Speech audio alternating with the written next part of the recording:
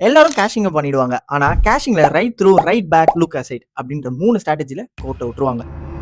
Welcome to part 13 of becoming better than 99% of people in tech industry. Okay, சிம்பிளா கேஷிங்னா என்ன? ஒரு வாட்டியும் உங்களோட ரிக்வெஸ்ட் ஃப்ரண்ட் எண்ட்ல இருந்து பேக் எண்டுக்கு போறப்போ பேக் எண்ட் இந்த இன்ஃபர்மேஷனை டேட்டா பேஸ்ல இருந்து எடுத்து ப்ராசஸ் பண்ணி திரும்ப அனுப்பணும். பட் இதே விஷயத்த மல்டிபிள் பீப்பிள்ஸ், அதாவது ஒரு ஆஃபர் லிஸ்ட் பேஜை மல்டிபிள் பீப்பிள் பார்க்க போறாங்கன்னா எல்லாருக்கும் சேம் ப்ராடக்ட் தான் காமிக்க போறோம் அப்படின்னா இந்த டேட்டா பேஸ்ல போய் எடுத்துட்டு வரதுக்கு ஸ்லோவா இருக்கும்ன்றனால கேஷிங் போட முடியும். இந்த இடத்துல ரெடியூஸ் கேஷ் யூஸ் பண்ணுவாங்க. பேசிக்கா என்னன்னா அந்த டேட்டா பேஸ்ல இருக்க இன்ஃபர்மேஷன்ஸை எடுத்து இன்னொரு இடத்துல சேவ் பண்றது, நம்மளோட ரேம்ல சேவ் பண்றது. சோ தட் ஒரு வாட்டி டேட்டா பேஸ்க்கு போயிட்டு வரதுக்கு பதிலா ரேம்ல இருந்து ஃபாஸ்டா எடுத்து சர்வ் பண்ணிட முடியும் அப்படின்றது ஐடியா. ஆனா இதுல இந்த 3 ஸ்ட்ராட்டஜியை முக்கியமா தப்பா யூஸ் பண்றது தான் காமனான இருக்க விஷயமே. சோ நீங்க அதை கரெக்டா யூஸ் பண்ணணும் அப்படின்னா நான் இதுக்கு ரொம்ப டீடைல்டான ஒரு பிடிஎஃப் ரெடி பண்ணி வச்சிருக்கேன். அந்த பிடிஎஃப் நான் உங்க டிஎம்கே சென்ட் பண்றேன். லிங்க்னு கமெண்ட் பண்ணுங்க. இன்டர்வியூல கண்டிப்பா தேவைப்படும். சோ இதை மறக்காம சேவ் பண்ணி வச்சுக்கோங்க. இந்த மாதிரி இன்சைடர் டிப்ஸ் தெரிஞ்சுக்கிறதுக்கு கோட் வித் மாப்ளே ஃபாலோ பண்ணிக்கோங்க. சிஸ்டம் டிசைன் இன்டர்வியூ क्वेश्चंसல கேப் அப்படின்னு ஒரு வார்த்தை பார்த்திருக்கீங்களா? அதை பத்தி அடுத்த வீடியோல பார்க்கலாம்.